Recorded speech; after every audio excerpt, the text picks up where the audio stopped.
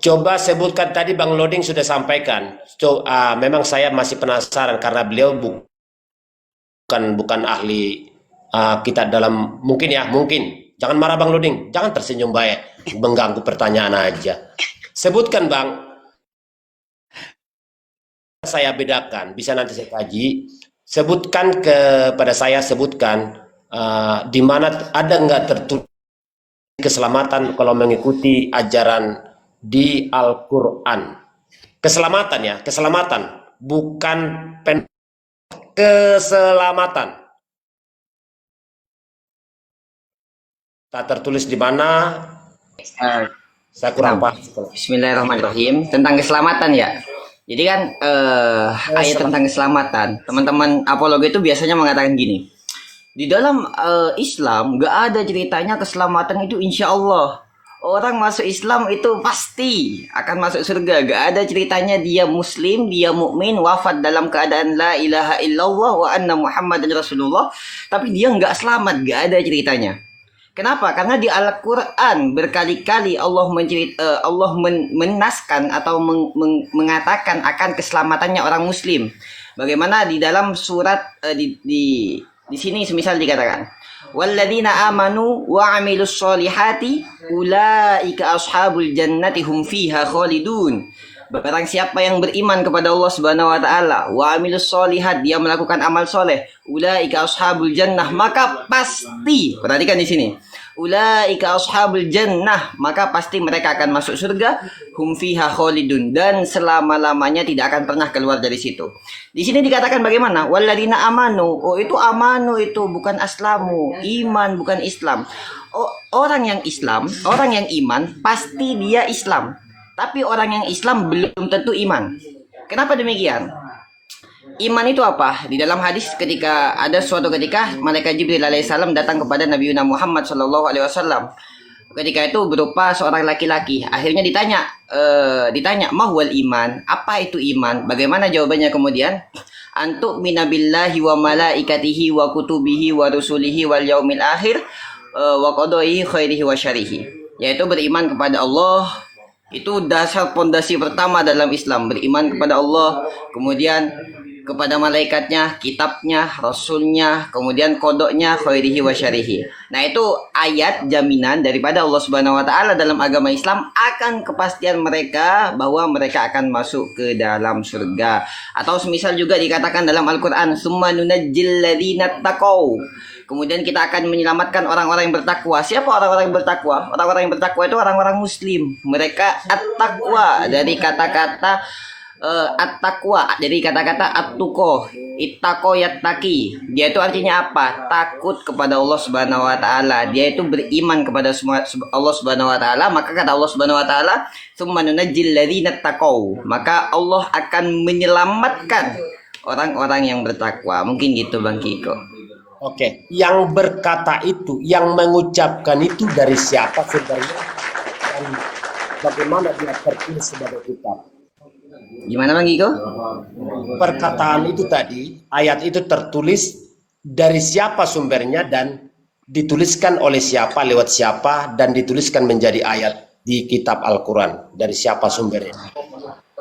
Itu di dalam surat Al-Baqarah ayat 82. Allah Subhanahu wa taala berfirman, "Walladzina amanu wa amilus solihat." Jadi Allah itu menceritakan tentang orang-orang yang beriman dan beramal soleh, maka dia akan kekal di surga. Kalau ayatnya dari siapa? Jelas daripada Allah Subhanahu wa taala melalui perantara malaikat Jibril, kemudian disampaikan kepada Nabi Muhammad. Nabi Muhammad menyampaikan kepada para sahabat menyampaikan kepada tabiin menyampaikan kepada tabiin, kemudian seterusnya sampai kepada kita.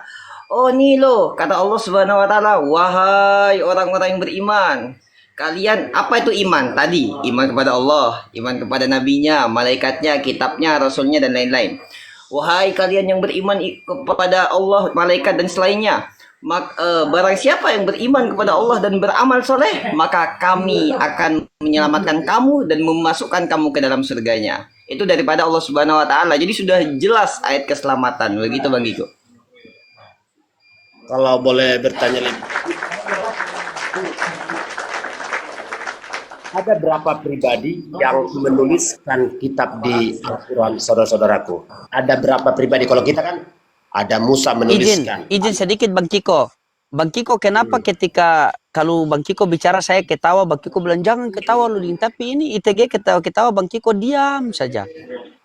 Padahal bisa saya kasih turun, cuma saya mau lihat bagaimana tanggapan Bang Kiko, apakah betul-betul netral atau tidak. Dia lihat. Bang Kiko silakan. Ini saya asli. Jadi saya sesungguhnya boleh nggak bertanya? Boleh nggak bertanya? Sesungguhnya boleh nggak? Oh boleh. Boleh silakan. Bang Iko kenapa serius Bang Iko? Jadi Abang Loding memang suka kompor-komporin orang dia. Boleh dong pengen tahu siapa saja pribadi yang menulis kitab Al-Quran tersebut. Kalau di kita kan di kami kan ada yang penulisnya Paulus, ada penulisnya Yohanes, ada yang penulisnya Nabi Daud, ada yang penulisnya Salomo seperti Mazmur gitu kan. Itu pertanyaan yang sederhana kok. Siapa saja di dalam kitab saudara yang menuliskan kitab tersebut? Ada berapa pribadi? Banyak. Para sahabat menuliskan apa? Al-Qur'an itu banyak sekali. Mayoritas sahabat malah menuliskan Al-Qur'an. Dalam salah satu hadis, Bang Iko tahu nggak? Ketika pertama kali diturunkan Al-Qur'an, Rasulullah Shallallahu alaihi wasallam menyampaikan apa? La taktubu anni ghairal Qur'an. Jangan menulis dariku sesuatu selain Al-Qur'an. Padahal dari ungkapan dari lisan mulia Rasulullah Shallallahu Alaihi Wasallam selain Al-Quran ada apa? Ada hadis. Tapi pada era pertama, abad pertama, ketika wahyu masih diturunkan dari Allah Subhanahu Wa Taala melalui Jibril kepada Nabi Muhammad, itu nggak boleh menulis selain Al-Quran. Jadi hadis pada pertama kali tidak ditulis kecuali beberapa. Kenapa? Karena ketika itu memang mau difokuskan ke dalam penulisan Al-Quran. Sehingga ketika itu para sahabat banyak sekali yang menulis Al-Quran. Sehingga gak ada celah di situ. Makanya kemudian, siapa yang menuliskan Al-Quran? Di antaranya ada Zaid bin Sabit, ada Utsman bin Affan, ada Ali bin Abi Thalib, ada Ubay bin Ka'ab dan lain sebagainya. Mereka menulis Al-Quran dan ketika dicocokkan pada era Sayyidina Utsman yang biasanya kemudian di framing bahwasanya Al-Quran itu berbeda-beda sehingga dibakar oleh Sayyidina Utsman. Nah, di situ ketika dicocokkan oleh Sayyidina Utsman, yang cocok-cocok itu dilihat loh. Ini loh ayat Al-Quran, ini ayat Quran dikumpulkan dari berbagai macam mushaf. Sehingga kemudian kita kenallah di situ dengan Mushaf Utsmani. Jadi saking banyaknya catatan di antara kalangan para sahabat, kemudian banyaknya sahabat yang menulis ayat-ayat dari lisan suci Sayyidina Muhammad Shallallahu Alaihi Wasallam, sehinggalah kemudian ditadwin, dijadikan buku dan terkenal sampai detik ini begitu. Kalau hadis sendiri apa itu Pak Ustadz? Hadis itu aqwalun nabi wa af'aluhu wa takriratuhu wa sifatuhu al-khalqiyah wal khuluqiyah. Hadis itu adalah ucapan Nabi Yuna Muhammad, kemudian pekerjaan Nabi Muhammad. Nabi Muhammad Shallallahu Alaihi Wasallam bersabda, innamal a'malu binniyat, sesungguhnya amal-amal kembali kepada niatnya. Bang Kiko nanya ke saya misalnya, apa niatnya Bang Iko nanya? Biar saya mengetahui hakikat daripada agama Islam. Maka dia itu akan mendapatkan pahala atau kebaikan setara dengan niat yang dia inginkan, niat yang dia niatkan. Kemudian wa af'aluhu, af'al itu apa? Pekerjaan Nabi. Dilihat, pernah nggak Nabi Muhammad melakukan kedustaan? Oh ternyata Nabi Muhammad nggak pernah melakukan kedustaan. Nah ini termasuk daripada sunnah Nabi dari segi pekerjaannya. Kemudian watakrirotihi, ketetapan Nabi. Nabi Muhammad nggak berbicara, Nabi Muhammad nggak melakukan sesuatu. Tapi ketika ada sahabat melakukan, misal nih, pernah suatu ketika Nabi Muhammad melakukan hijrah dari Makkah ke Madinah, para sahabat ketika itu bilang gini, Tola'al badru alaina.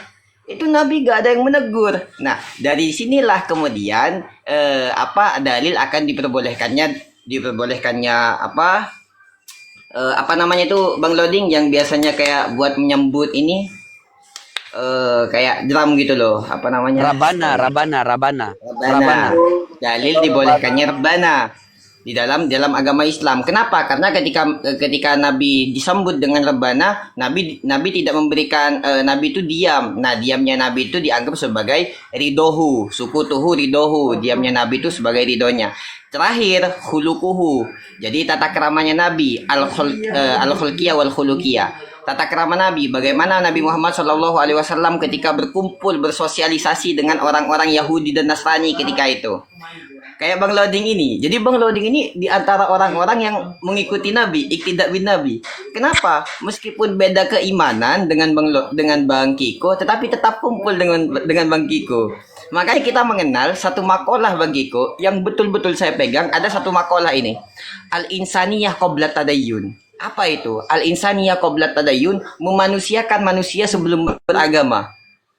Kenapa demikian? Karena pada hakikatnya agama itu bukan sekedar tentang ajaran, tetapi agama itu bagaimana dia memahami tentang makna-makna yang diajarkan di dalamnya, memanusiakan manusia di antaranya. Nah, itulah kemudian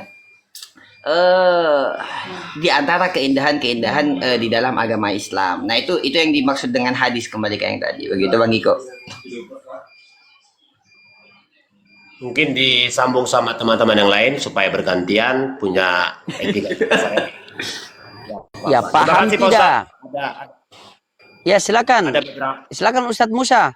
Mungkin ada apa? Silakan Ustadz Musa. Mute dulu Bang Kiko. Oke. Bismillahirrahmanirrahim. Assalamualaikum warahmatullahi wabarakatuh. Untuk para hamba Waalaikumsalam Allah yang ada di room, dan juga Assalamualaikum warahmatullahi wabarakatuh untuk para hamba Allah yang ada di live comment, dan selamat malam untuk kawan-kawan Kristen yang hadir di room ini. Begini, tadi menanggapi perkataan Bang Kiko bahasanya Bible itu dituliskan oleh Yohanes, Lukas, Markus, Matius, Paulus, gitu ya. Ini salah besar. Bahkan para sarjana Alkitab, ya, yang dimana di dalam Jesus Seminar di California wakala itu diadakan, dikatakan di sana bahwasanya penulisan Bible yang diimani oleh orang Kristen sebagai kitab suci bagi mereka itu tidak diketahui siapa penulisnya. Nah, tidak diketahui hingga detik ini siapa penulisnya pun tidak tahu. Bahkan Lukas sendiri yang konon katanya murid Yesus itu pun tidaklah dia, walaupun hidup sezaman dengan Yesus, tapi ternyata dia pun tidak pernah jumpa dengan Yesus. Lukas, ya, karena Lukas ini diangkat menjadi seorang tabib, seorang dokter pribadi bagi Paulus, yang dimana Paulus ini rabun, ya. Nah, jadi ketika jangan cengar-cengir ITG, ya, nanti kau bantah itu. Nah, ketika disandarkan bahwasanya orang Kristen meyakini bahwasanya Bible itu adalah kitab suci yang disandarkan kepada orang Kristen, yang dimana hari ini yang disandarkan itu menjadi bingung, seperti dalam tema dikatakan orang Kristen bingung dengan isi kitabnya.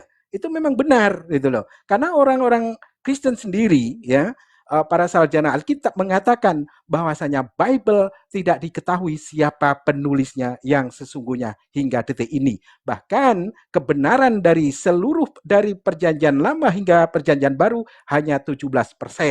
Oke, silakan tanggapi.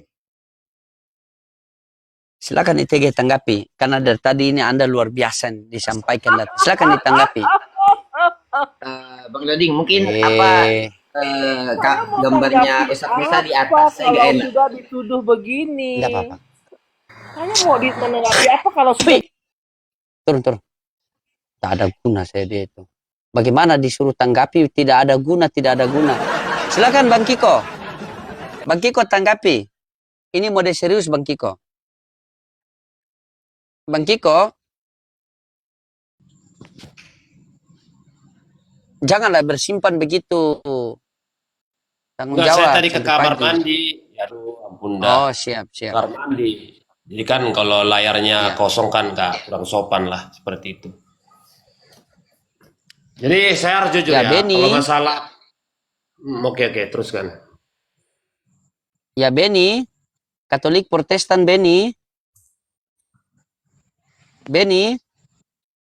Ya lanjut dulu, kita fokus ke Bang Kiko. Silakan Bang Kiko. Ya, Ini sampai saya hadirkan 2 ustadz ini, kalau memang tidak dapat hidayah memang neraka jahanam ini Bang Kiko ini, serius. Silakan. Ini sudah, iya ini sudah 2 ustadz sekalian saya kasih naik, ustadz muda sama ustadz apa, hampir apa, pernah muda kan, 2 ustadz ini, silakan Bang Kiko. Ahli Al-Quran dan hadis dan ahli Al-Quran dan Bibel, silakan bertanya, bebas bertanya lah, gitu. Oke. Silakan. Jadi saya apapun yang disampaikan saya tetap harus sejuk buat kita semua. Ini pertanyaan tadi apa? Tidak jelas penulisnya siapa. Tapi saya harus jujur di sini. Masalah penulisan itu atau kepastian seperti apa, ilmu saya belum sampai. Saya tidak mau menjawab, takut salah jawab. Karena yang disampaikan beliau tadi itu sangat bertentangan dengan apa yang ada di keimanan saya. Karena apa? Karena sampai hari ini saya mengimani apa yang tertulis dari semua kitab itu. Semua kitab itu. Jadi boleh ya, tapi untuk menyangkal sampai saat ini saya tidak bisa karena ilmu saya belum sampai. Tapi jelas miliaran manusia sudah mengimani itu hanya jawaban secara garis besar yang saya mau sampaikan. Miliaran manusia meyakini itu, tapi kalau mungkinkah tidak ada penulisnya, kok bisa ya manusia sampai miliaran bisa untuk mengimaninya seperti itu? Saya masalah penulis siapa disangkal tidak ada, agak memang bertolak belakang dengan pemikiran saya secara ilmu pengetahuan seperti itu. Tidak punya kemampuan di sana untuk menjawab dan secara dasar harus belajar lagi, Bang Nuding seperti itu, Pak Ustadz. Ya langsung tutup poin, saya bilang tidak tahu, ini putar kiri putar kanan ujung-ujung tidak tahu juga. Langsung saya tidak tahu, makanya itu. Ya Jadi Anda sabar, Anda tidak tahu. Siapa Dengar dulu. penulis ini siapa? Berarti kalau Anda menyangkal tidak bisa dipertanggungjawabkan penulisnya. Siapa penulis ini? Harus ada jawabannya dong. Siapa penulis ini? Kalau nggak ada penulisnya, ini boleh saya buang ke tong sampah nanti. Kalau nggak ada penulisnya. Oke, silakan. Kok bisa ada Ya, sampai setebal ini? Ya. Iya, sabar Bang Kiko, tahan. 31.000 ayat. 31.000 ayat. Kok nggak ada penulisnya loh, Pak? Iya, oke. Ini Ustadz, jangan banting. Ini dia ngamuk ini. Dia pikir ini gereja, dia banting-banting. Ini Ustadz Musa ini, beliau ini sudah pensiun dari Oten. Lama sekali pensiun dia. Bahkan beliau tahu beliau. Silakan. Pensiun dari manapun Ya, tetap silakan. saya hormati. Iya. Iya, silakan Ustadz Musa. Dia bertanya, silakan. Sebelum nanti saya lempar ke Aki Ustadz sebelah saya siapa beliau Ghazali, Ustadz Ghazali. Izin ya Ustadz, izin sedikit saja, nanti antum sambung. Ustaz Musa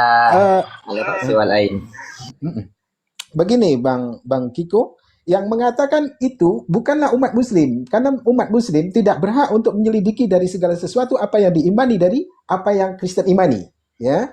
Tapi di sini yang mengatakan hal demikian itu adalah para sarjana Alkitab, orang-orang Kristen sendiri, ya. Dan itu dilaksanakan ketika terjadinya ada Jesus Seminar di California.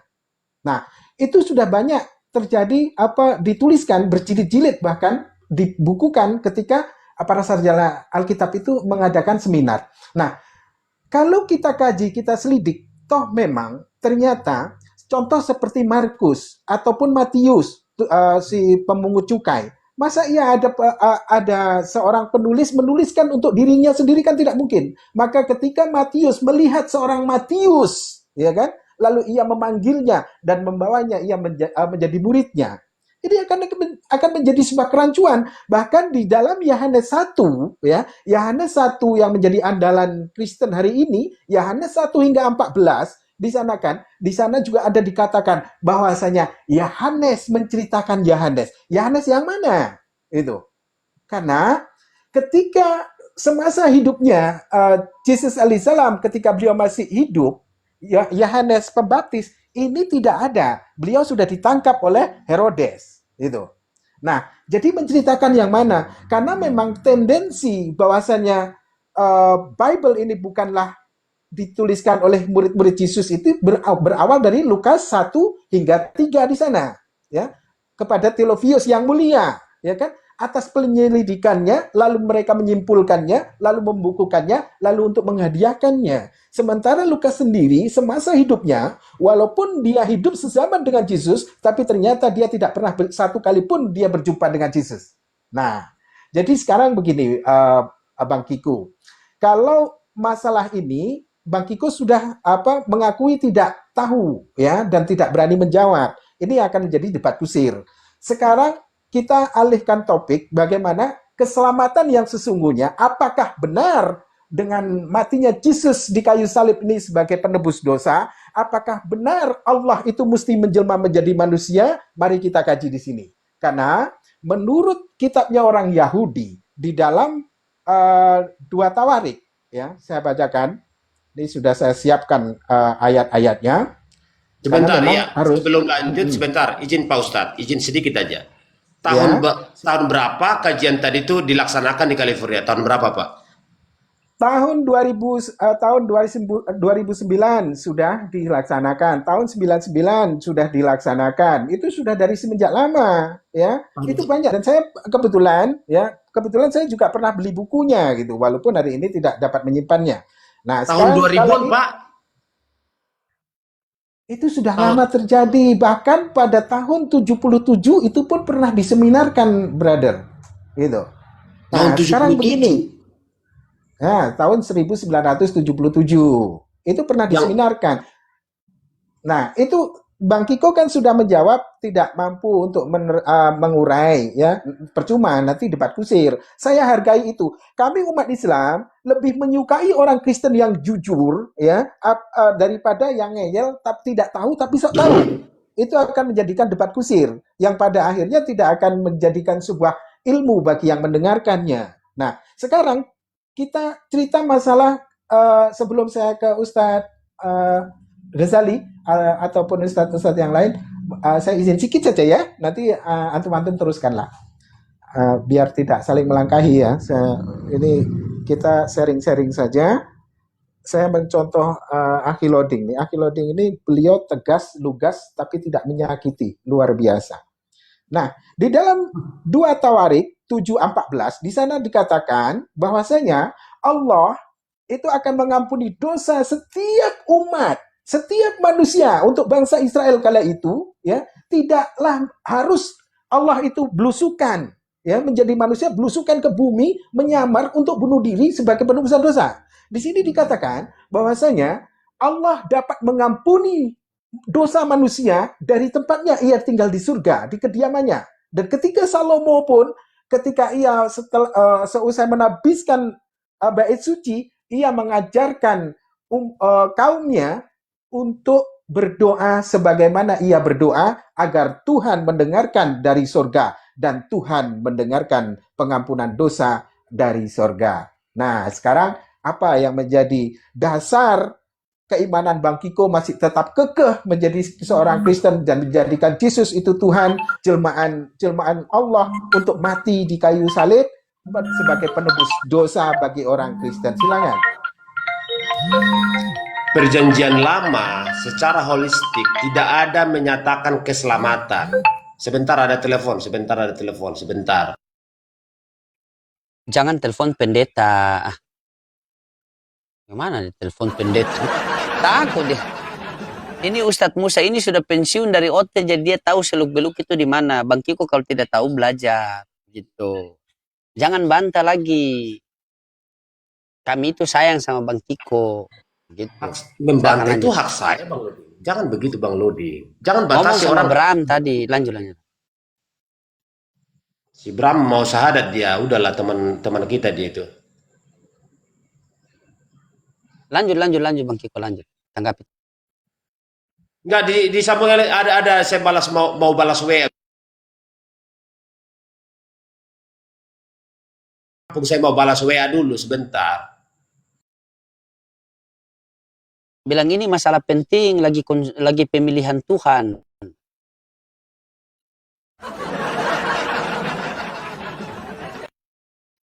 Memang betul Ustadz, yang parah dari mereka ini sudah tidak tahu ngeyel. Baru bilang kalian kan tidak paham, padahal hampir setiap hari loh. Bukan cuma lupa makan, kita kaji Bible sampai lupa istri kalau sudah tidur di kamar. Baru cuma modal mereka naik, cuma modal handset 15.000 baru bilang kau tidak paham. Sakitnya itu bagaimana ya? Kita sudah baca Bible. Saya saja ini sudah mau selesai ini. Dari Kejadian sampai Wahyu. Sudah mau 2 kali hatam. Sementara Al-Quran belum hatam-hatam. Iya. Saya baca terus Bible ini. Itu Bang Loading salah iman dikit jadi pendeta itu. Kemarin ditawarkan. Opung naik langsung Opung bilang, kamu ini sudah pintar ini Bible begini. Kamu kalau jadi pendeta bagus. Saya bilang yang penting ada Fortuner. Iya. Begitu dikasih Fortuner datang kasih Yohanes 14 Yohanes 17:3, Yohanes 5:37, Yohanes 3:13. Satu gereja lah semua alaf itu. Pakai heli aja itu. Beli pesawat. Iya. Silakan Bang Kiko. Dia ini yang mau saya ketemu di Jakarta sama beliau ini nanti insya Allah bulan depan. Jika Allah kehendaki. Silakan yang Kristen-Kristen di bawah yang mau naik mau diskusi silakan ya. Di sini ada Ustadz Musa sama Ustadz Ghazali ya. Pakar hadis dan pakar Al-Quran dan pakar Al-Quran dan pakar Bible. Silakan. Di sini ada Ustadz Musa ini sudah lama sekali beliau pensiun. Beliau pensiun dari agama Kristen. Silakan. Buat teman-teman Kristen mau diskusi. Ya, pasien selanjutnya.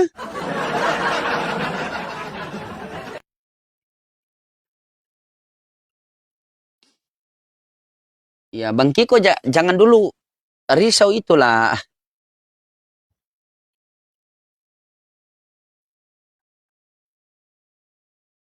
Dari kampung nggak enak kita, nggak enak. Lanjut dulu. Saya kan nggak keluar.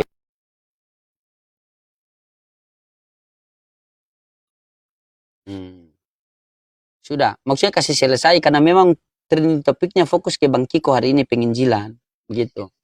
Ini Allah Subhanahu wa taala mau memberitahukan kepada Bang Kiko bahwa ini Allah sampai sudah hadirkan 2 ustadz yang pakar-pakar ini. Kalau memang tidak dapat hidayah lagi yang memang sudah itu. Carilah tempat di neraka yang paling huke, yang di mana ke. Iya Bang Kiko, kami ini sayang sama Bang Kiko loh. Begitu. Silakan. Apalagi Bang Kiko tanggapi tadi Ustadz Musa. Silakan. Saya lebih sayang sama kalian. Nggak tahu apa yang sudah disampaikan. Saya lebih sayang sama kalian. Makanya saya nggak pernah menghujat. Naikin lautan yang lain. Jangan cuma saya. Ilmu saya cuma cetek. Saya cuma di gereja itu Justru cuma jemaat ilmu Anda biasa. itu begini. Ketika ilmu Anda itu cuma cetek, ketika Tuhan mempertemukan Anda dengan orang-orang berilmu, disitulah Anda belajar. Bukan Anda tidak mau belajar, Anda cari, kasih naik lautan yang lain, kasih naik lautan yang lain. Cukup Anda mengatur Tuhan, jangan mengatur komal saya.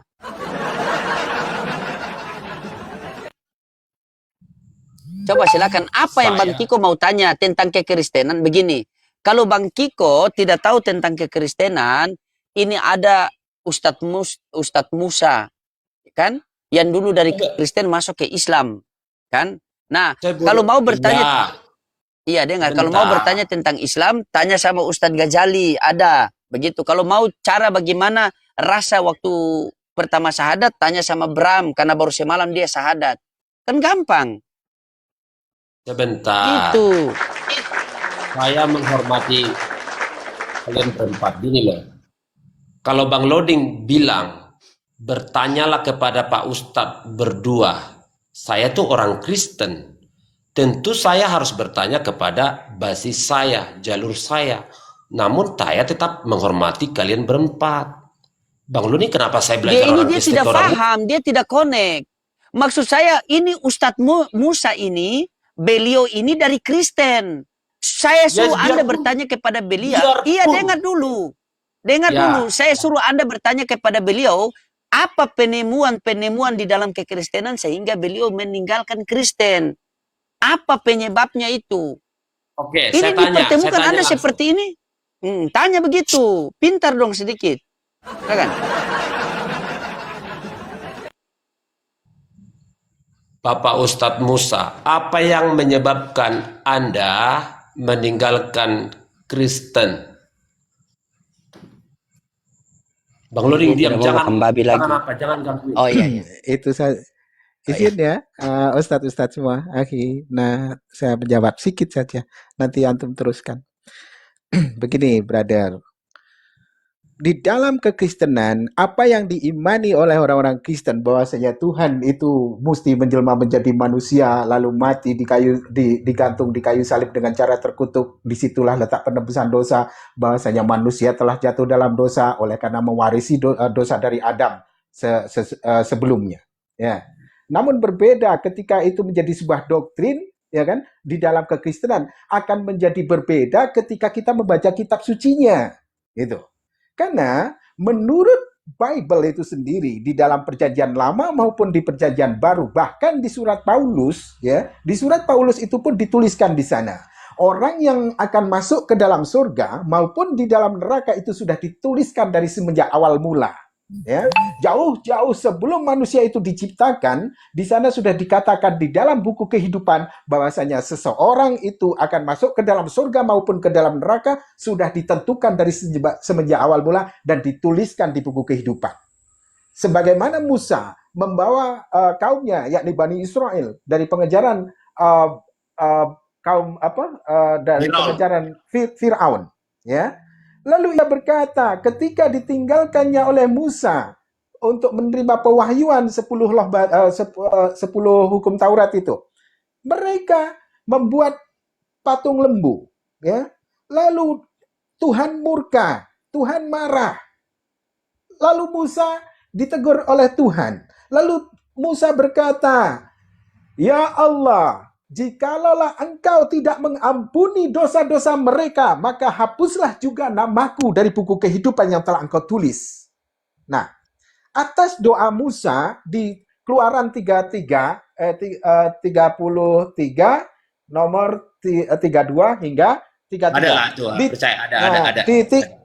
Di tiga-tiganya di sana dikatakan bahasanya Allah menjawab seruan Musa, menjawab doa Musa. Nabi Musa setelah Nabi Musa berdoa, Allah dengan jujur dan polosnya, dengan keikhlasannya, dengan rahmatnya, dengan kasih sayangnya, Allah menjawab di sana, "Wahai Musa, sesungguhnya aku telah mengampuni dosa-dosa mereka, dan aku tidak akan pernah menghapus namamu dari buku kehidupan yang telah aku tulis."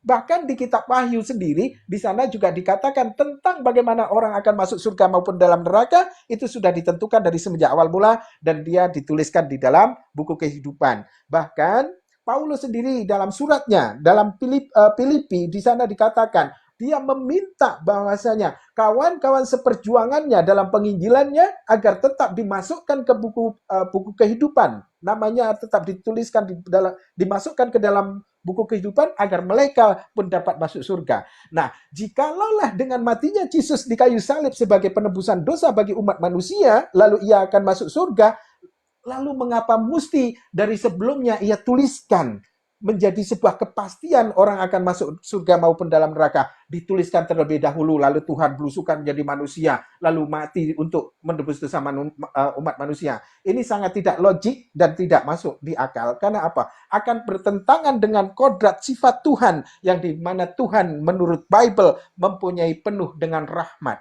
penuh dengan kasih sayang, di mana Allah mengampuni dosa umat manusia tanpa perlu ia beranjak dari tempatnya. Cukup ia di dalam surga menurut Bible, bahwasanya Allah dapat mengampuni dosa umat manusia. Nah, itu yang saya baca, sehingga saya tinggalkan Kristen. Nah, sekarang ketika Bang Kiko, ya, ragu dengan Islam dan tetap kekeh menjadi seorang Kristen dengan yakinnya, dengan pedenya, ia akan masuk surga oleh karena penebusan dosa, ya kan? Oleh penebusan dosa, keyakinan keyakinan dari mana itu, Bang Kiko? Apakah Bang Kiko sudah membaca keseluruhannya, ataukah karena dengar dari kata orang, ya, lalu Bang Kiko imani sampai mendarah daging? Silakan. Saya sampai hari ini, kalau Bapak tanya masalah baca Alkitab, kami punya grup baca Alkitab sudah mau 3 kali, tapi saya tidak sedang menghafal. Kenapa ditertawain? Ditanya Bang baca Lodi? kitab. Bukan ditanya kita, bukan grup. Apa itu grup? Iya, maksudnya kan ditanya baca Alkitab sudah keseluruhan, sudah mau 3 kali. Kenapa ditertawain? Mau 3 kali. Buk. Masa 3 kali tidak tahu? Saya baru mau 2 kali sudah tahu semua. Karena Anda cuma baca modal baca. Yang ditanya kita bagaimana, bukan grup. Silakan lanjut. Kan ditanya sama beliau tadi kan, apa yang membuat Bang Kiko tetap bertahan? Disinilah saya temukan dengan iman percaya saya, bahwa dari ajaran Yesus lah saya temukan jalan keselamatan itu. Kalau saya menyebut itu, kalian nggak usah terganggu, nggak usah marah juga kan. Itu kan yang saya temukan di ajaran ini, dan saya baca juga kan. Hanya lewat Yesus loh. Bang Jadi Kiko, Ustadz Musa, apa jabatan Yesus itu di versi ke teman-teman Muslim? Apa jabatan? Sebagai apa dia? Di akhir nanti. Di akhir nanti, Pak. Yang saya tanya di akhir nanti. Kedatangannya kedua kali. itu. Baik, Bang Kiko. Bang Kiko mesti tahu bahasanya ketika seorang Kristen meninggalkan Kristen lalu menjadi seorang Muslim, ya. Lalu orang Kristen menyangka seperti Bang Kiko menyangka kami akan meninggalkan Yesus. Oh tidak, justru kami mendudukkan Yesus di mana mestinya, mendudukkan Yesus itu pada tempatnya, yang dimana sesungguhnya sesuai dengan pengakuannya bahwasanya beliau adalah seorang utusan Tuhan, di mana beliau adalah seorang nabi. Karena Yesus Bentar. sendiri berkata, seorang nabi dihormati di mana-mana, namun tidak di asas kampungnya sendiri dan pada keluarganya sendiri dan di rumahnya sendiri. Karena memang Yesus ditolak kala itu, ya. Yesus ditolak oleh bangsa Yahudi ataupun bangsa Israel, bukan karena dirinya mengaku Tuhan, bukan, tapi dirinya mengaku sebagai seorang nabi. Contoh, ketika dia berjumpa dengan perempuan di sumur itu, perempuan itu berkata, "Ya Tuhan, saat ini kami percaya bahwasanya Engkau benar-benar seorang nabi." Nah, masa iya dari Tuhan menjadi seorang nabi, kan tidak logik. Wahai Tuhan, pastinya seperti itu ya mungkin bahasanya. Wahai Tuhan, sekarang kami percaya dengan sungguh-sungguh bahwasanya Engkau adalah seorang nabi. Nah, ketika Yesus itu dianggap Tuhan, ya, lalu dia hendak dilempari katanya karena dia menganggap dirinya menganggap dirinya adalah setara dengan Tuhan, sama dengan Tuhan. Itu sebenarnya hanyalah doktrin yang dimana dituliskan di dalam Perjanjian Baru sebagai alibi, ya, yang dimana orang Kristen akan meyakini itu bahwasanya kesalahpahaman itu menjadi sebuah doktrin yang hari ini menyesatkan orang-orang Kristen itu sendiri. Sebab apa? Ya, barang siapa, sesiapa ia menyampaikan firman Tuhan, maka dia akan disebut juga dengan sebutan Allah. Sebagaimana Musa ketika Musa diperintahkan oleh Allah menyampaikan siarnya, menyampaikan dakwahnya kepada Firaun, dia disebut juga Allah. Di mana Yesus sendiri berkata, sesiapa yang menyampaikan firman Allah, maka dia akan disebut juga dengan Allah. Nah, di sini dikatakan bahasanya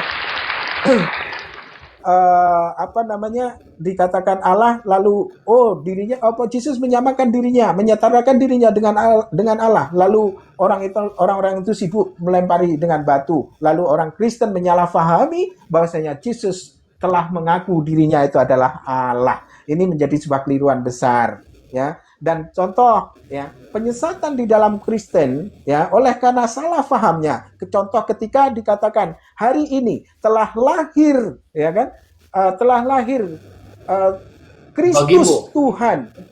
hari ini telah lahir bagimu Kristus Tuhan di kota Daud. Ya, Kristus Tuhan itu maksudnya contoh seperti malaikat Tuhan atau motornya Bangkiko, motor Bangkiko tidak pakai nya, ya. Orang sudah tahu bahwasanya oh itu motornya Bangkiko, ya. Bukan Bangkiko itu adalah motor, bukan.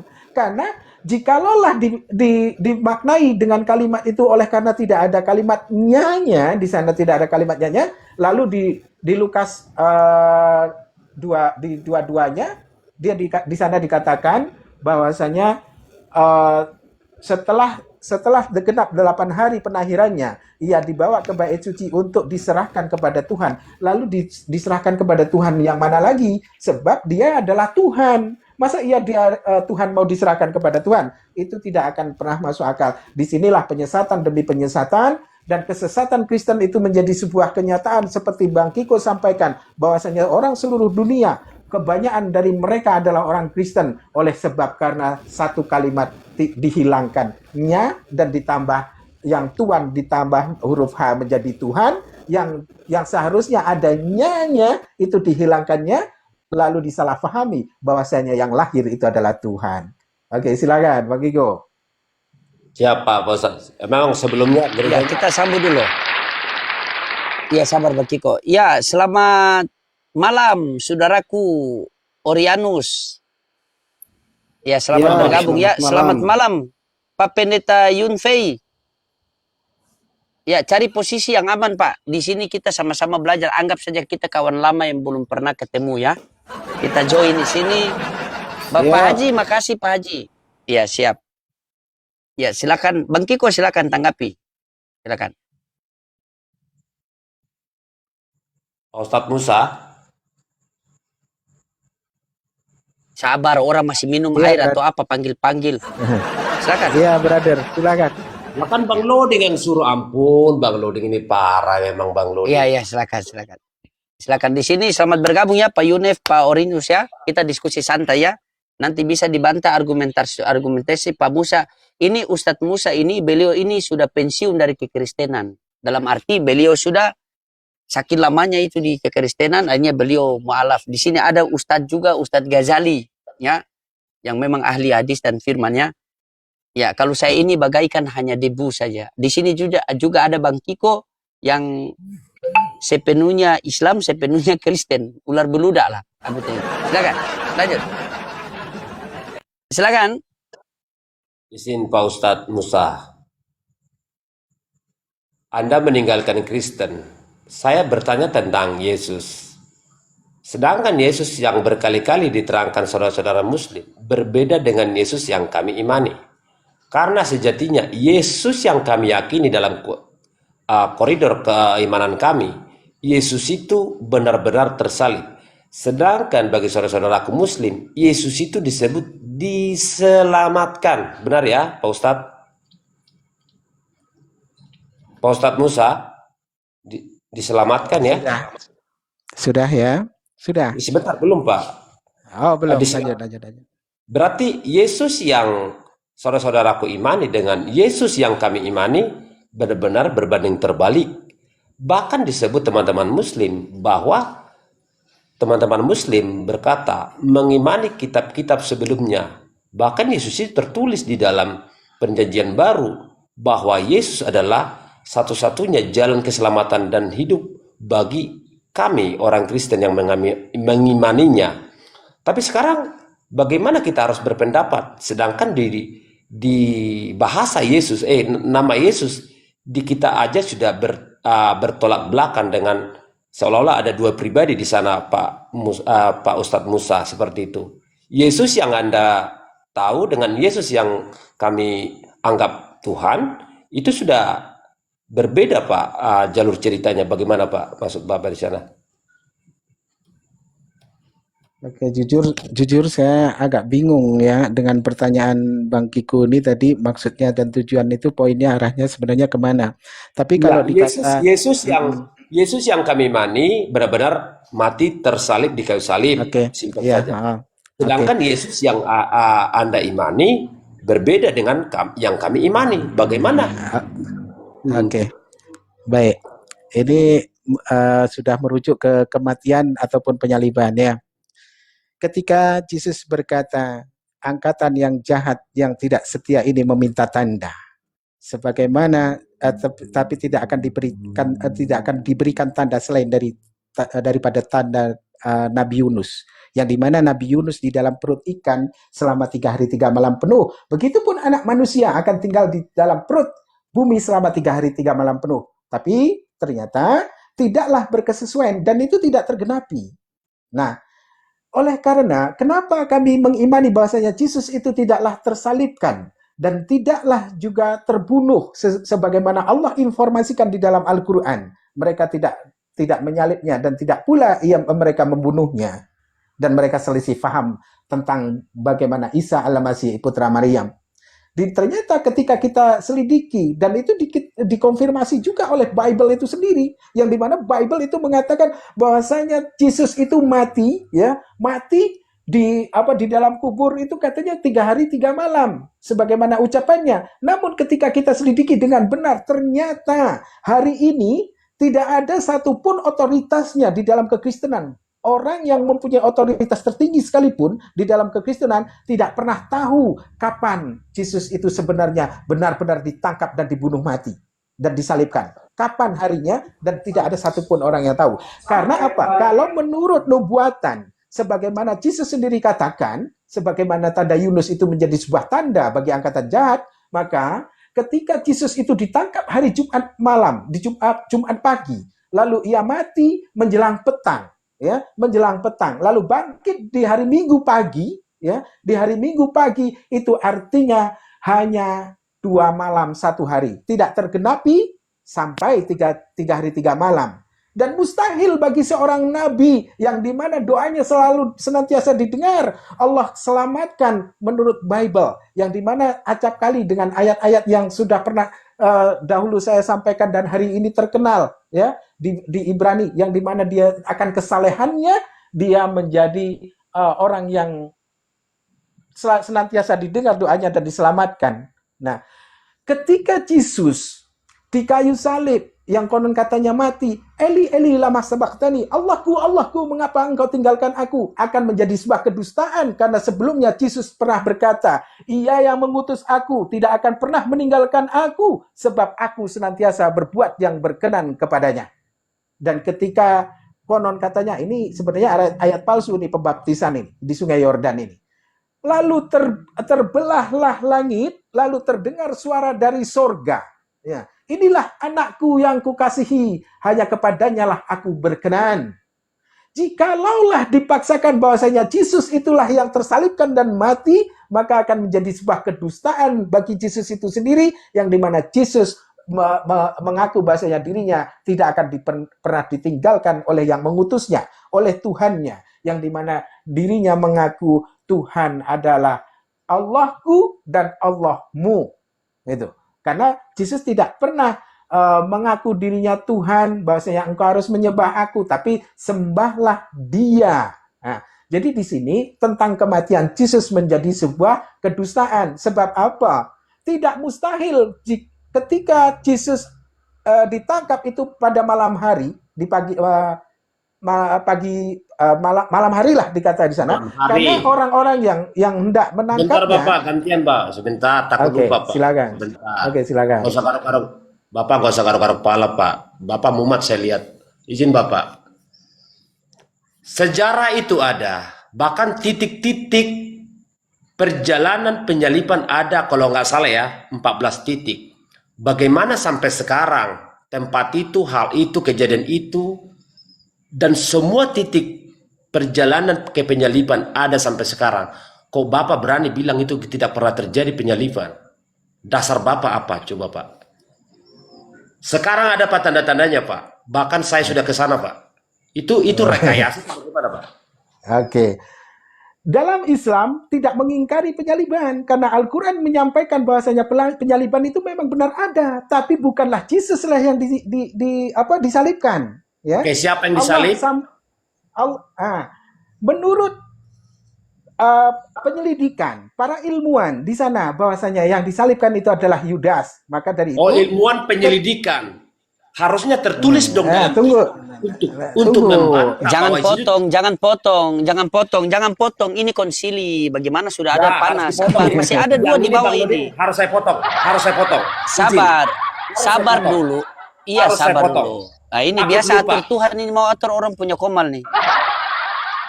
Bang Nurdin, saya Iya, silakan, silakan. Komandan, orang saya pelupa. Kebanyakan dulu makan sabu-sabu saya. Oh, siap. Jadi ketika saya bukan tidak ada maksud saya untuk tidak menghormati, takut lupa. Ini aja udah lupa saya tuh. Oke, siap. Oke. Ya, silakan.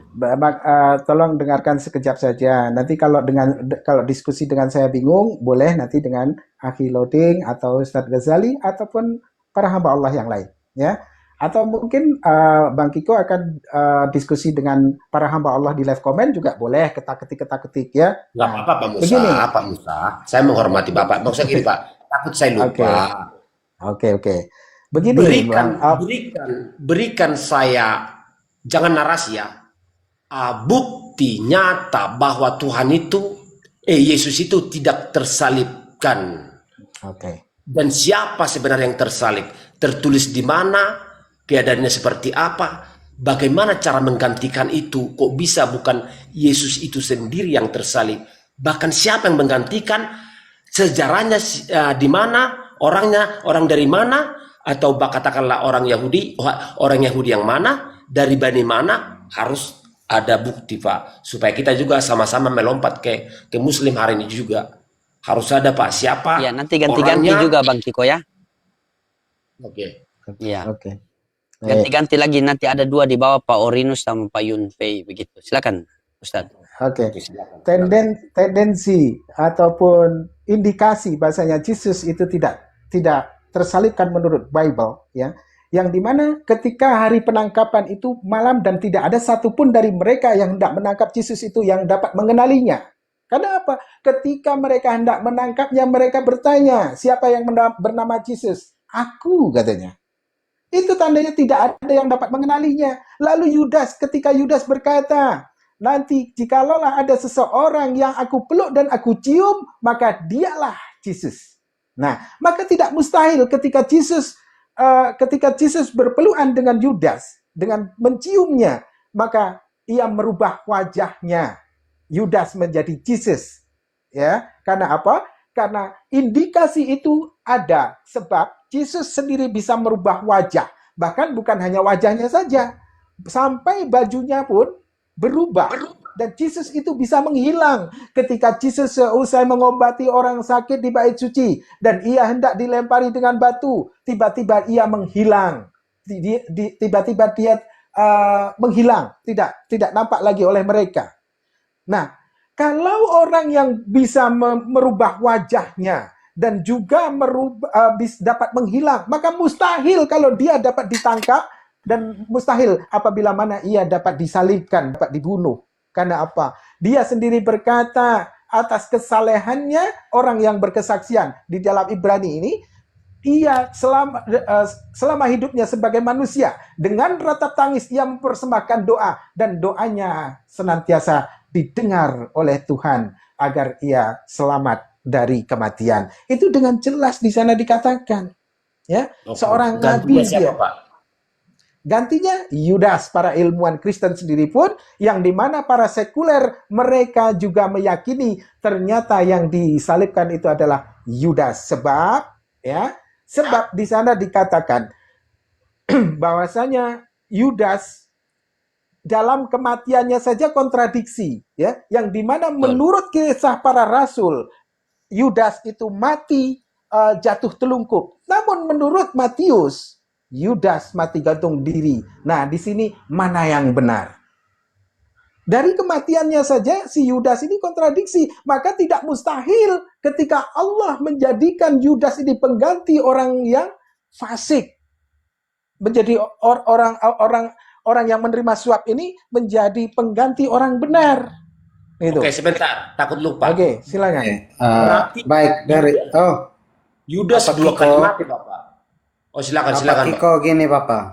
Oke. Kalau Bapak katakan Yesus diserupakan dan digantikan Yudas. Lalu kenapa Bapak kutip Injil Matius bahwa Yudas mati terkelungkup dan lain sebagainya? Yudas ada berapa yang Bapak mau angkat di bagian sini?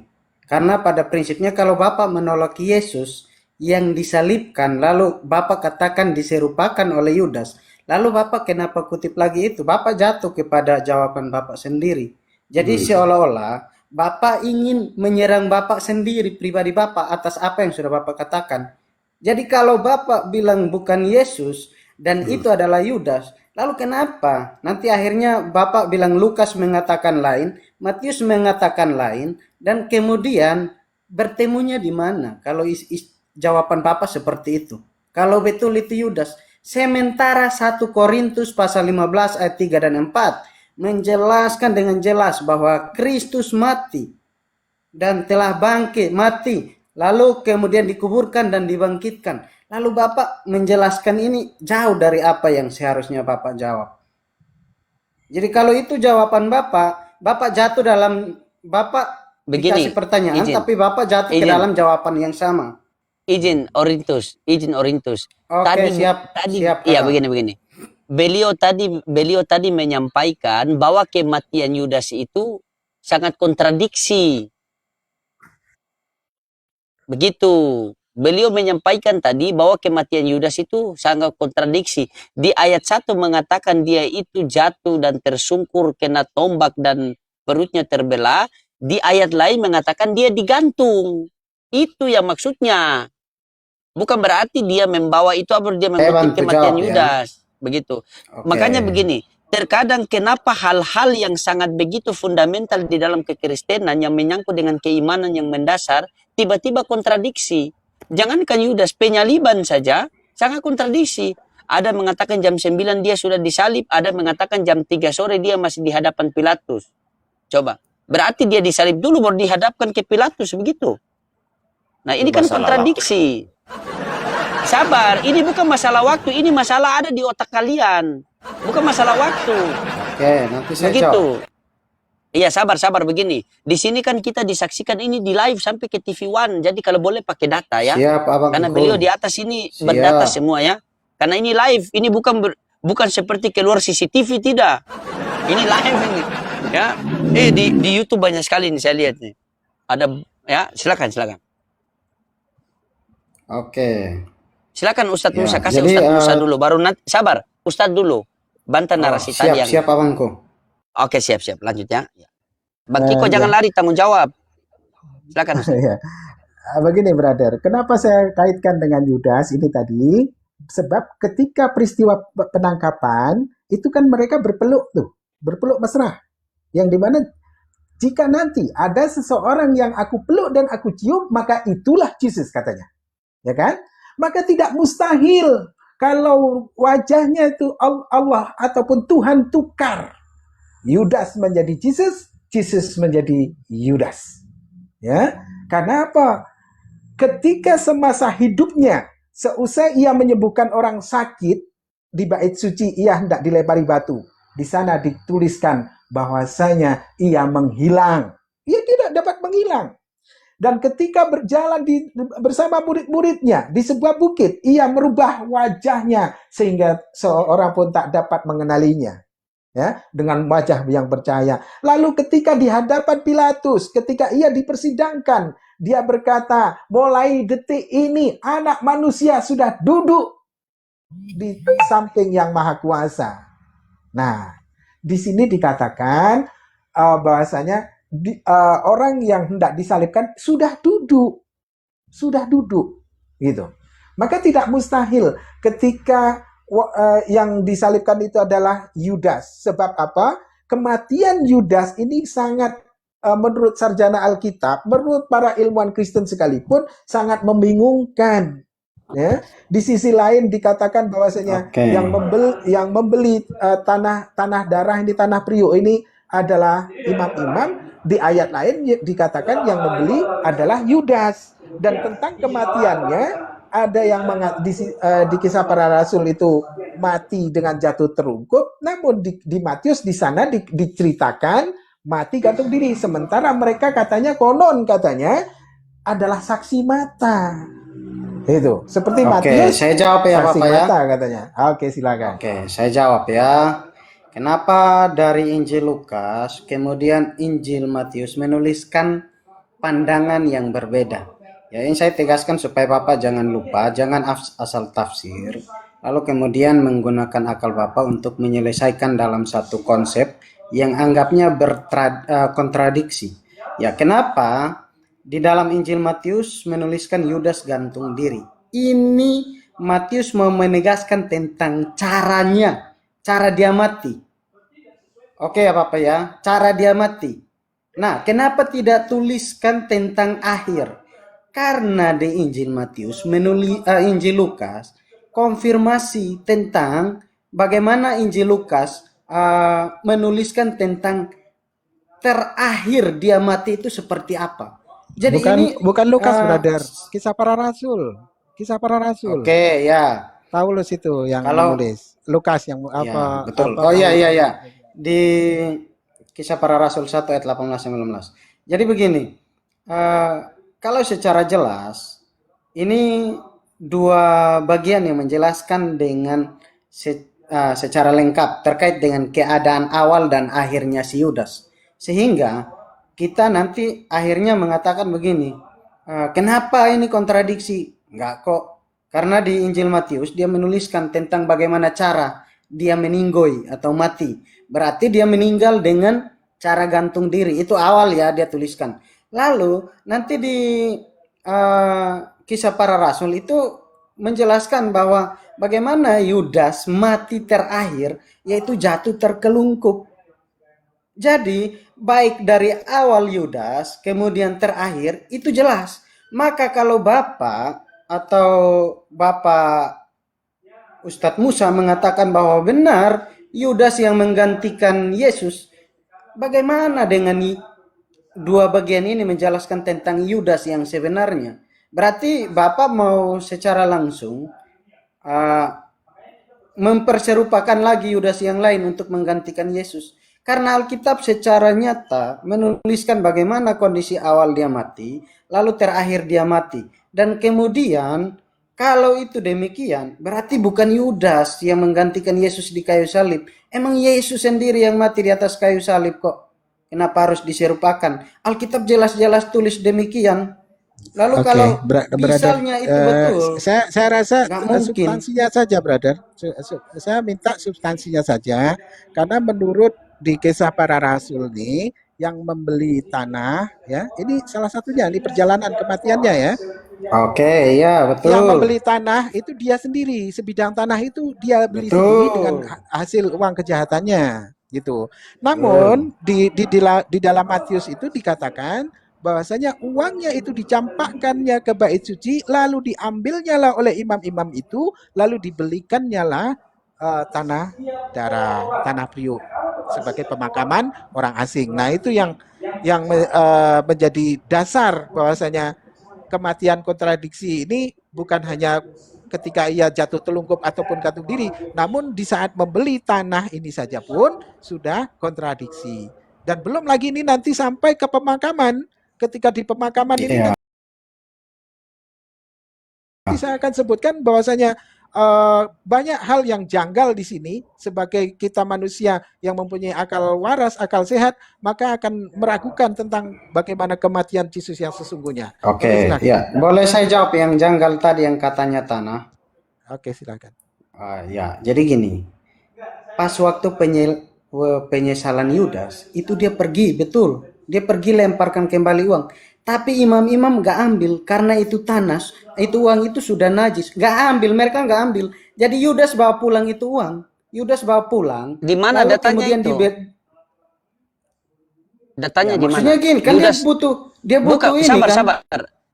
Iya, ketika Yudas melempari uang itu, izin saya potongnya, dan kamu mengatakan bahwa imam-imam tidak mengambil, di mana datanya itu? Soalnya saya sudah dua kali mau baca loh, tidak ada imam-imam tidak mengambil. Di mana data? Ya, pakai data biar enak. Ini, entar, saya baca. Oke, ya, siap. Cari ambil Bibel. Iya, begitu ambil Bibel. Begitu bagus. Iya, silakan Yun Fei bersuaralah sedikit. Kasih keluar itu suara Yun Fei. Biar kita kenal suaramu itu seperti apa begitu. Ya, silakan. Janganlah berfirman dalam hati. Bukan Silakan. mute-nya, jangan di mute.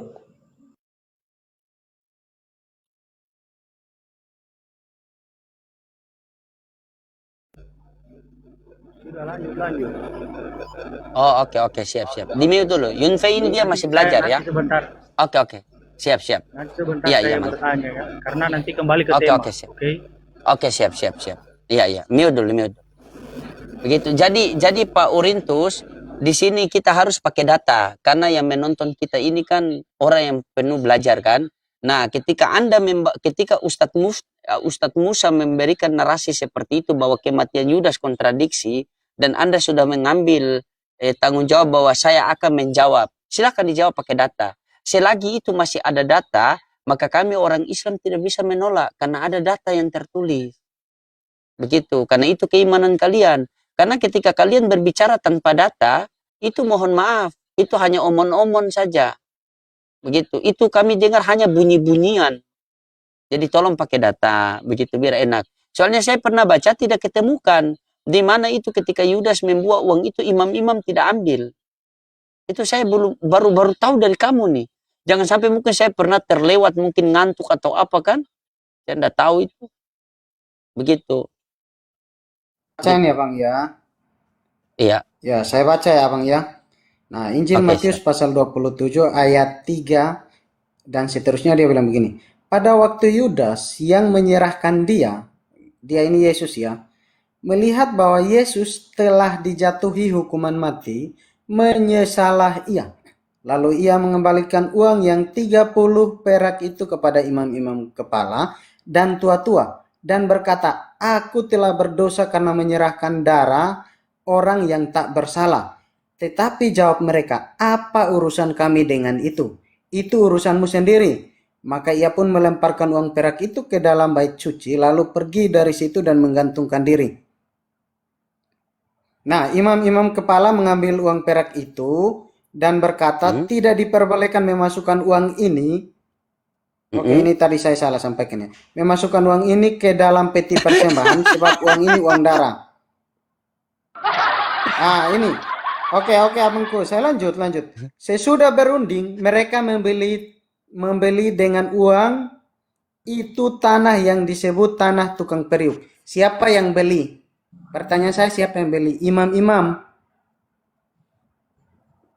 Nah, apa yang membingungkan di situ? Yakin. Berarti di situ tertulis apa? Yang membeli siapa? Imam-imam. Beli tanah. Berarti sabar. Di Matius itu yang membeli tanah adalah imam-imam. Ya, saya kunci nih. Oke. Silakan coba kamu baca Kisah Para Rasul 1:18. Kisah Para Rasul 1:18. Ingat, yang beli tanah tadi imam-imam. Oke. Nah, Yudas ini telah membeli sebidang tanah dengan upah kejahatannya, lalu ia jatuh terkelungkup dan perutnya terbelah. Iya, jadi yang membeli tanah itu imam-imam apa Yudas? Pilih salah satu, tentukan pilihan Anda, silakan. Ya, jadi gini, nanti saya jelaskan konteks kenapa Kisah Para Rasul ya. Ya, supaya kita jangan juga bilang bahwa bagian ini berkontradiksi. Saya akan jelaskan itu sudah kenapa. Kontradiksi. Sabar. Ketika datang begini.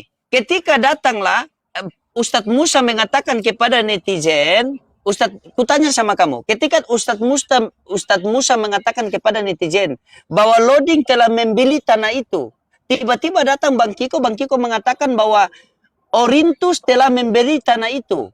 Kontradiksi apa tidak antara Ustadz Musa dengan siapa? Dengan Bang Kiko. Sementara kita berdua ini beda. Yang satu mengatakan imam-imam yang membeli tanah itu, yang satu mengatakan Yudas sendiri yang membeli tanah itu. Mana yang betul kita ambil? Apakah Yudas juga imam? Kalau Yudas juga imam, tidak masalah. Mungkin Matius mengatakan imam itu merujuk kepada Yudas, tetapi Kisah Para Rasul itu langsung menyebut bahwa itu Yudas. Coba. Di sini kita butuh jawaban, bukan penjelasan. Ketika Oke, jawaban siap. Anda tidak memenuhi syarat, maka silakan Anda memberikan penjelasan. Bagaimana Anda belum menjawab tapi Anda menjelaskan? Ini ibaratnya kalau kita bertanya tentang minyak rem, Anda jawab minyak lintah.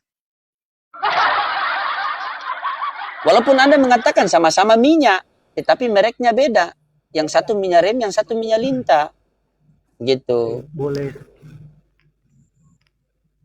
saya bertanya?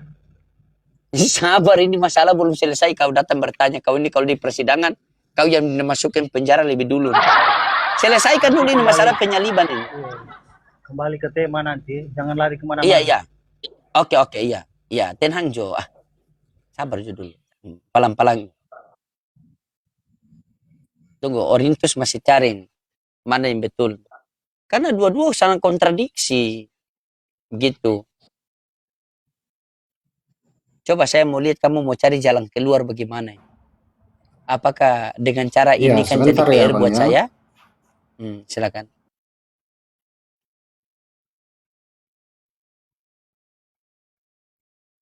Silakan Ustadz. Bagaimana kita tunggu jawaban dari dia Ustadz? Karena ini harus dipertanggungjawabkan ini kan. Nah, biar kita akan umat Muslim mendiskusikan ini bukan untuk cari menang-menangan, kata Akhi Betul. Loading sering sampaikan. Kami benarkan itu ya, dan kami memberikan apresiasi yang sangat tinggi kepada Akhi Loading, dan kami sangat menghargai sekali pada kawan-kawan Kristen yang jujur, karena di sini Siap. kita Betul. mengkaji, untuk mencari ilmu. Bahkan kalau Oke. tidak kami umat Islam yang memberikan tahu itu tentang bagaimana ayat-ayat di dalam kitabnya ke saudara-saudara Kristiani, maka saudara-saudara Kristiani tidak akan pernah tahu ini. Dan ini masih sebagian kecil dari sekuku hitam dari sekutu Jangan badak. klaim begitu, Bang. Bang, abang klaim begitu seolah-olah kita nggak belajar, kita nggak Nggak, baca tunggu. Jangan Sabar dipotong dulu, dulu sabar biar dulu. tidak salah paham. Tidak salah paham. Kebanyakan ya, saya jamin dari 100% orang Kristen yang ada di muka bumi ini, 99%, lagi 99%, mereka tidak pernah membaca isi kitabnya. Sehingga mereka tidak tahu ayat-ayat yang sangat fundamental yang aneh seperti ini. Contoh seperti brother tadi, kebingungan kan, baru tahu ini tadi kan. Bahkan brother Saya nggak bingung, Pak. bahkan brother sempat ngarang Sabar bahwasannya dulu. sempat ngarang bahwasanya imam itu tidak mengambil duitnya. Bahkan Anda ngarang bebas mengatakan bahwasanya Yudas mengambil kembali uangnya lalu dibawa pulang tadi. Nah, ini menandakan kami tidak merendahkan Anda, brother. Saya maklumi hal itu. Ini menandakan bahwasanya Anda belum pernah membacanya, ataupun mungkin pernah membacanya tapi tidak mengingatnya, gitu ya. Iya, betul. Nah, jadi kita di sini kita mencari apa? Mengkaji dengan ilmu untuk menambah ilmu. Kami tidak memaksakan Anda menjadi seorang muslim, tidak. Itu Iya. itu hak Anda mau menjadi Kristen, menjadi apa? Silakan, karena di dalam kitab Anda dikatakan, tetapi perihal masalah duduk di sebelah kananku dan sebelah kiriku, aku tidak dapat memberikannya, kata Yesus. Hanya Allah saja yang mampu memberikannya bagi siapa yang ia kehendakinya. Begitupun di dalam Islam. Kami tidak mampu untuk memberikan hidayah kepada saudara-saudara Kristiani. Hanya Allah saja yang memberikannya, dan Kristen mampu menerimanya atau tidak. Itu saja. Dan di sini kita jadikan ajang silaturahmi pertemuan ini antar Ya, Pak anak Musa. bangsa, dan yang berbeda agama ini dalam lingkaran NKRI sesuai Oke.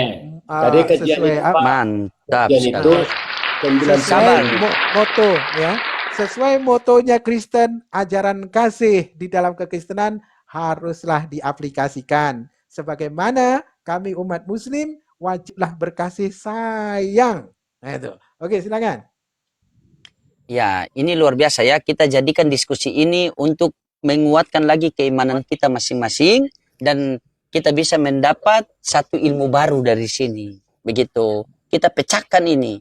Yang satu mengatakan dia membeli tanah, yang satu mengatakan Yudas yang membeli tanah. Ini ilmu ini yang kita cari.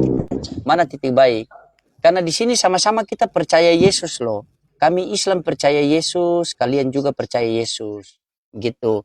Kami percaya bahwa dia anak yang dikasihi oleh Allah Bapa, tidak mungkin disalibkan. Sementara kalian percaya dia bahwa dia harus mati terkutuk, menanggung kutuk. Begitu. Jadi kita sama-sama di sini. Kita cinta dia ini. I love you Jesus. Iya, kita cinta dia di sini. Begitu. Ya. Jadi di sini bukan kita menjatuhkan kalian, tidak, kita sama-sama belajar. Begitu juga ketika ada kalian bertiga yang bertanya kepada kami ketika kami tidak bisa menjawab, semoga pertanyaan kalian itu menjadi ilmu baru buat kami. Kan? Begitu. Gitu ya. Gitu ya. Karena kami tidak suka ketika kami tidak tahu, kami bilang tidak tahu, kami tidak suka keluarkan bunyi-bunyian itu. Gitu. Karena kita butuh ilmu, bukan bunyi-bunyian. Nah, silakan. Izin sebelumnya Bang Roding. Iya, silakan Ustaz Gajali, silakan. Sudah mau sudah mau adzan maghrib di sini. Izin mau turun dulu. Oh iya, nanti balik ulang ya. Insya Allah ya, Antum di kalau mana nih? selesai. Apa Ustaz? Ini Ustaz Musa di Mesir, mohon doanya. Oh, Masya Allah, tabarakallah. Semoga antum senantiasa sehat sana. Allah murahkan urusan Doa, antum ya. insyaallah. Sebagaimana Amin. antum hari ini menuntut ilmu untuk dakwah ke depan. Masya Allah, tabarakallah. Amin, ya Rabb. Bangga kami. Iya, siap. Barakallah. Izin Ustaz, turun ya. dulu Ya. Ustaz Musa, Bang Roding, Oke, siap. Bang Genfei, Orintus, Bang Giko. Teman-teman semua, makasih semuanya. Assalamualaikum warahmatullahi wabarakatuh. Waalaikumsalam warahmatullahi wabarakatuh. Kita doakan Waalaikumsalam beliau ya. warahmatullahi wabarakatuh.